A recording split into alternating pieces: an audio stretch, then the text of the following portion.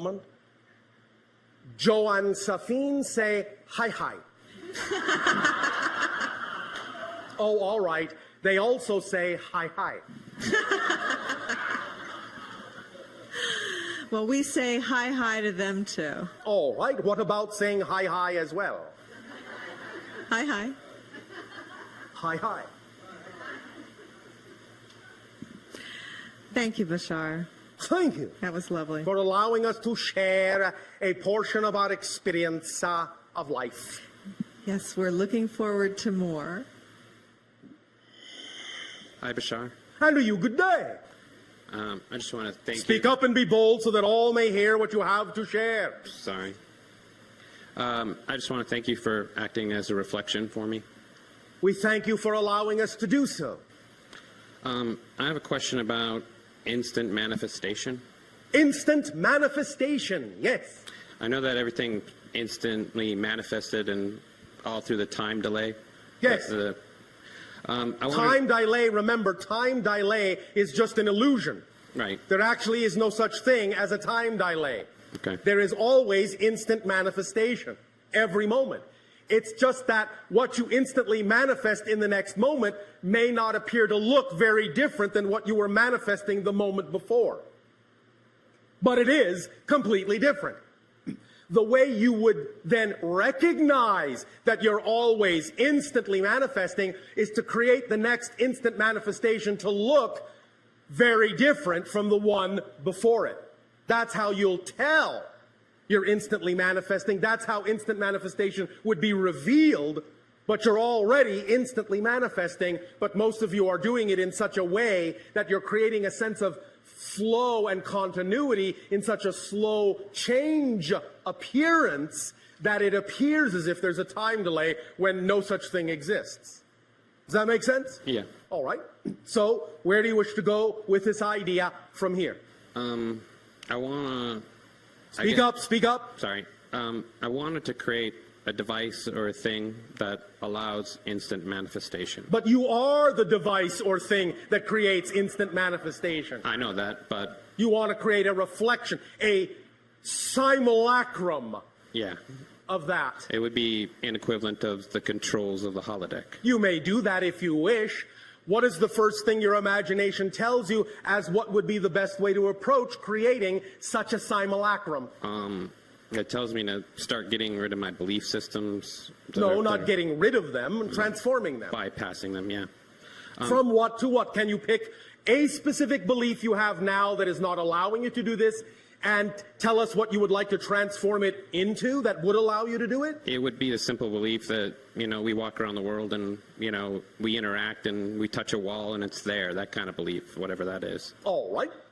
And what kind of a belief can you actually replace it with that would allow you more flexibility and malleability in the illusion of space-time? Well, I was thinking about beliefs as maybe like a virus. Could I program a belief to be a virus and take out the beliefs in the way? All right. You can do that. Okay. The zone, neutral zone that you were talking about, Yes. I assume that's a method to get that done? It is one permission slip that takes advantage of certain strong underlying archetypal common energies for you all. So yes, it might work for you as well. If you wish to apply any specific twist to it in your imagination, feel free to do so because your imagination knows what it's doing when it does that. Do you have a practical method you could suggest to me? Was that not a practical method? Yeah, it was.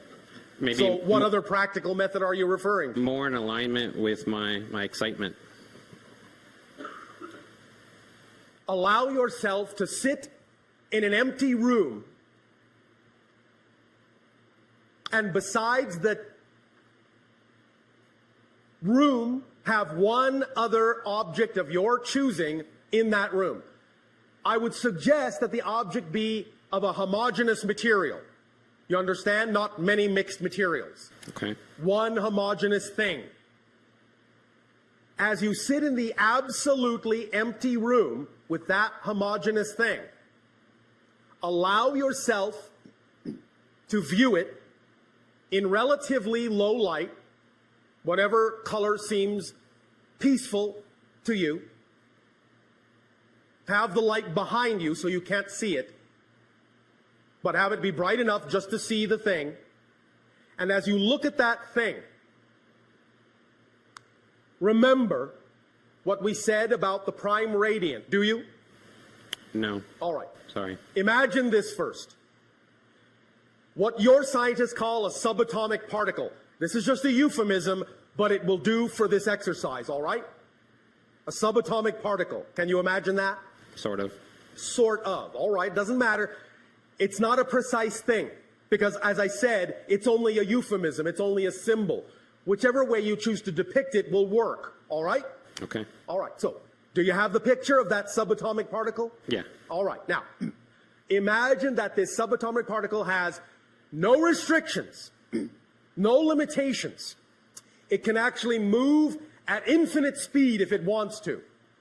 Can you imagine that? Yeah. If something can move at infinite speed, that means it can be everywhere at once, correct? Right. Yes? Yes. That means it could appear to be more than one particle, couldn't it? Yes. All right. But you know it's the same particle, yes? Yes. All right. That is actually how reality is structured. All of the subatomic particles in you are the same subatomic particle, and they're the same subatomic particle in every single person in the room, and on the planet, and in the universe. The same one particle. Not the same one kind. The literally same one particle makes up everything by being so infinitely fast that it can actually appear to be another particle and another particle and another particle next to itself at the same time. So the trillions upon trillions upon trillions, apparently, of particles are actually the same particle appearing next to itself over and over and over and over again in a geometric relationship not unlike what you are seeing in the holotope diagram. Traces that path on a multitude of dimensions beyond what's represented here, but nevertheless, that's a good slice or shadow of the idea of a higher dimensional form that represents the geometric path that particle is tracing at infinite speed. And every time it crosses itself, every time it crosses its path, it creates the idea of another particle. Now, having said that, the idea is that when you sit in that empty room, aside from that one other object, if you can begin to imagine the particle going back and forth between you and that object, creating all of the particles in your body and all of the particles in that object, and begin to really start to understand and truly comprehend, truly viscerally begin to feel that it actually is the same particle, that you are that object, that object is you. As soon as there becomes no difference between you and that object, you will achieve the state you are looking for, because you will become equal to any other thing you call an object, and there will be no concept of blockage between you. You can become, you can pass through, up, down, it doesn't matter. You can, in that sense, become immaterial to each other because you recognize you are one and the same thing at that moment, and you can trade places in any way, shape, or form you wish. How's that as an exercise? That could work. Yes, it could. So play with that and see what happens, all right? Yeah, I was wondering, is it possible to, instead of do it that way, is it possible to contact a higher consciousness? Yes, of course. Okay. Remember, what we have initially said also is that the whole point here is to contact your own higher consciousness as well, because if it's not part of the equation, you actually won't be able to contact another higher consciousness. We wish to tell you all a little secret that we have recently begun to reveal to many of you. You're talking to your higher self right now. But you are allowing us to color it for you with our consciousness to allow you to give yourselves permission to talk to your higher consciousness. You're using us as a simulacrum to give yourself permission to talk to your own higher minds. But your higher mind is who you're actually talking with when you speak with us. So go have fun. Your higher mind will be with you. All right? Thank you. Thank you.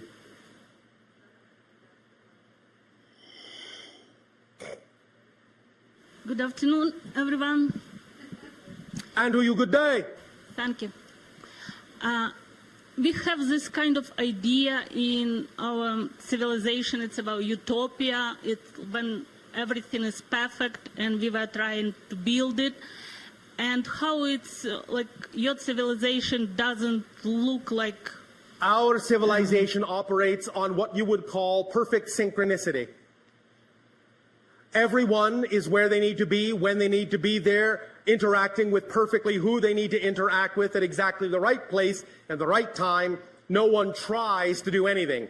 Everything just happens automatically, like an automatic choreography. We are all in perfect harmony, all in perfect joy, because the only thing that excites us is to do what excites us. And everything that excites us harmonizes perfectly with everything that excites everyone else, and we all come together to do things, and we all split apart to do our own things, exactly when we need to. So how we come up with these ideas, it's not kind of... It doesn't remind anything like you was talking about this neutral zone and your civilization. As each and every one of you learn to validate the individuals that you are, you will start to recognize that unity, complete harmony, is the product of absolute validation of all the individuals within the union. So by each individual becoming more their full self, by acting on their passion, by going into this neutral zone, becoming a fully balanced being, then each individual will begin to work in perfect harmony with every other individual who also does the same. And the more individuals that do that and create that state of being will then create a harmonious world. But you must understand another secret about the idea of changing your world. You actually don't change the world.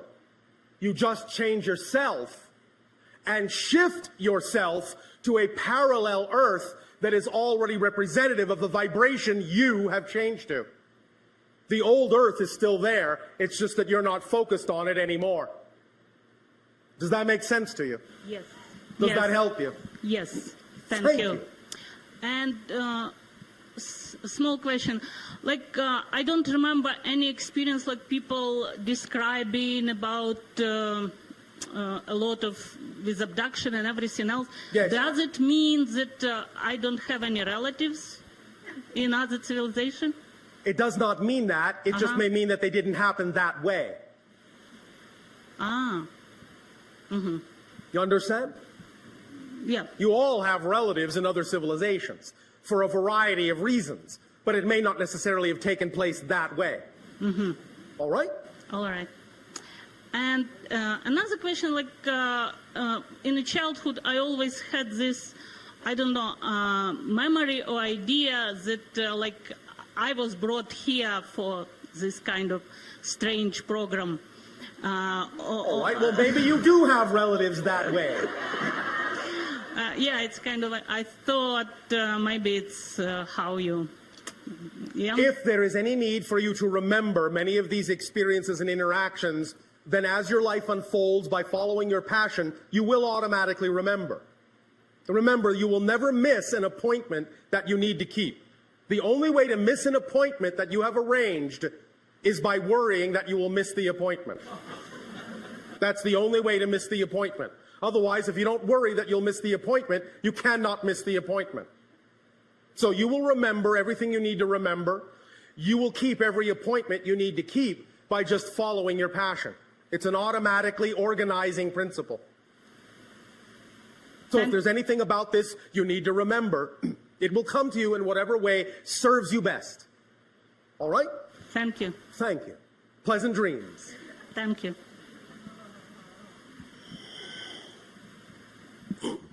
Greetings, Bashar. And to you, good day. I would like you to speak about phobias. Phobias. Yes. Specifically, why does it take the energy away from you to give you a fear about something that you shouldn't be afraid of? If you are afraid of it, it is an indication of a belief system within you. Every single emotion is an indication of a definition you believe to be true about yourself in relation to the circumstance. So phobias are strong symbols of a definition that is out of alignment with your true self, and it is a sparkling opportunity when you feel the fear to use the fear as an indicator and a guide to find out what that definitional belief is, so that in identifying it, you can transform it. But it almost always has to do with the idea of a belief or a definition about yourself in relationship to something in the circumstance or some circumstance in your life that it symbolizes. Does that make sense? Yes, no, maybe? No. Oh, all right. What about it doesn't make sense? The way that it controls my higher consciousness, that I'm very passionate about being somewhere else. You mean you are afraid to be where you are Yes. so much that you wish you were somewhere else? It's That's not being passionate. That's being anxious. Okay. So the idea, again, is that any time a fear comes up, be it the idea of what you might call a quote-unquote normal fear or something on the level of a phobia, it is an indication, and I'll go further this time, it is an indication of a belief or a definition about yourself in relation to some circumstance in your life. That's what a general fear is. An indication of some negative belief about yourself in relation to some circumstance in your life. A phobia, being that it is so much more amplified or magnified, is an indication not only of a negative belief about yourself in relation to some circumstance in your life, it is also an indication of a belief, of the existence of a negative belief that allows you to be addicted to the negative belief about yourself. It's a reinforcer, an amplifying belief that's also negative. That's why it's a phobia. That's why it is so highly amplified. Does that make sense? Yes. So, nevertheless, still an opportunity to ask the ultimate question in any and all of such circumstances when they crop up. The question being, what would I have to believe is true about myself in relation to some circumstance in my life for me to feel this way about this thing? What does this symbolize to me in my life?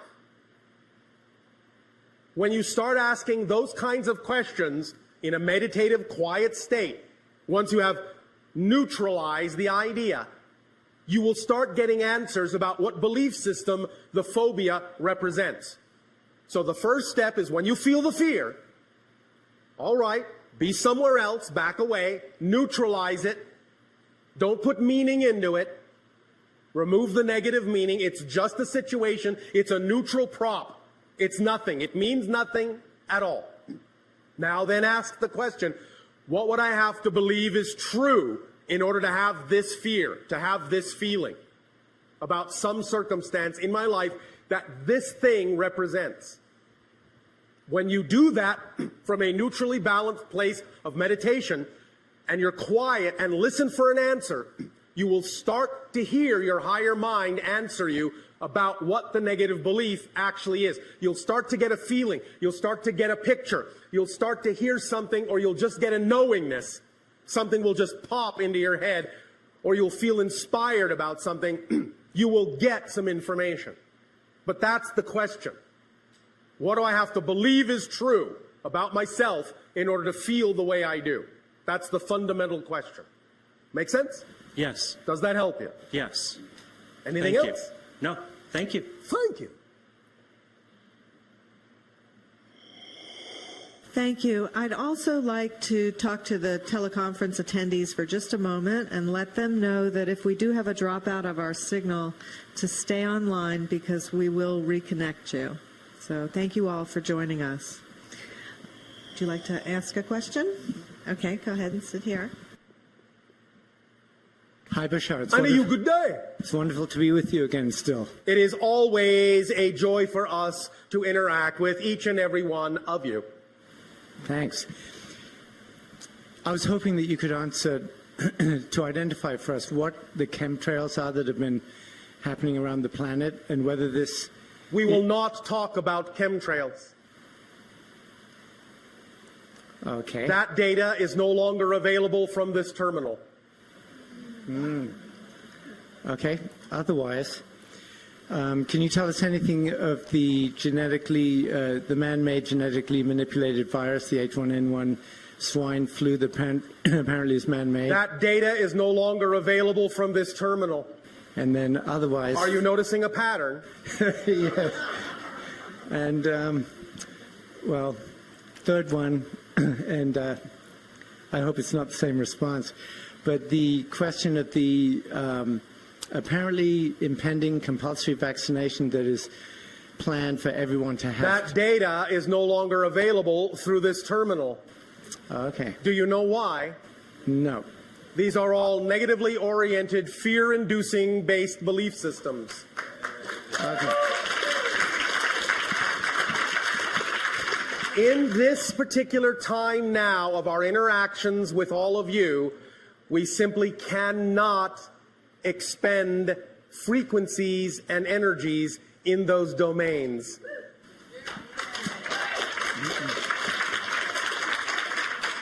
So in doing so for us, then they will not exist. Remember, in the reality of the vibration that you prefer to choose, such things simply would not exist.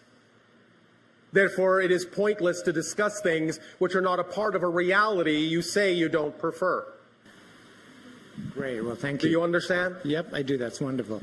We know that to many of you this may seem simplistic, but it is actually quite powerfully profound if you really take the full meaning of this to heart. So thank you for allowing us to reflect the idea of the preferred vibration of the new reality back to you. Thank you. That's very empowering. Thank you.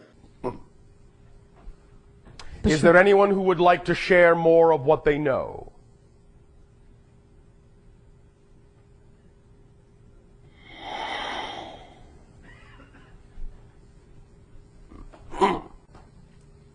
Hi, Bashar. And to you, good day.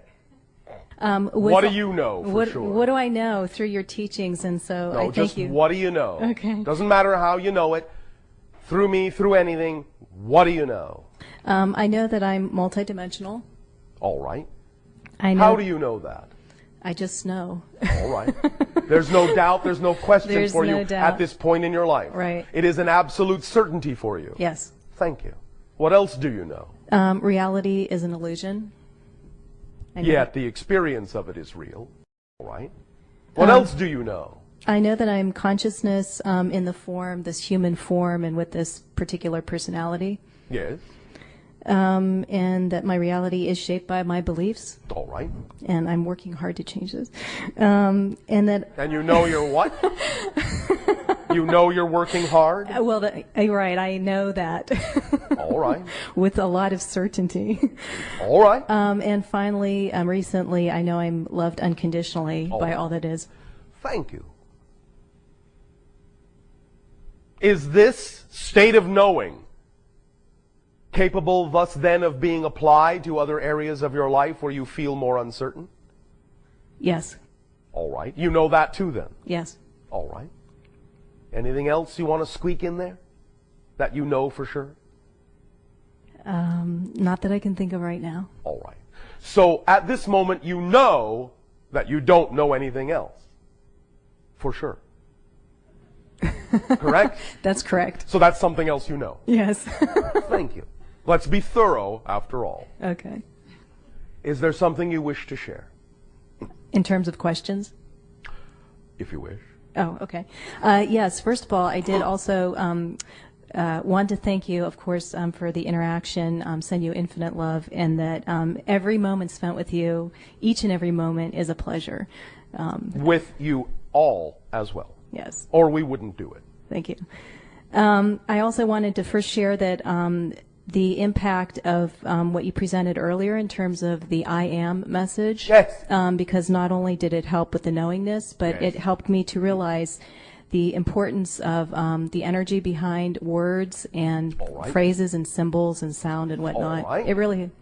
Thank you. All of you together, I am. I am. Just a reminder of how simple it is to be in a knowing state. And it's interesting because there was a time when I couldn't say those words. I was a little hesitant and maybe even a little fearful, like, Yes. as if I didn't want to reach that point. So, Yes. okay. I think these are two quick questions. Going back to the analogy that you used about the matrix of now moments. Yes. I really love that analogy because I tend to think of it in that way. Oh, all right. So I kind of envision that there's this matrix and, there's all the possibilities. Yes.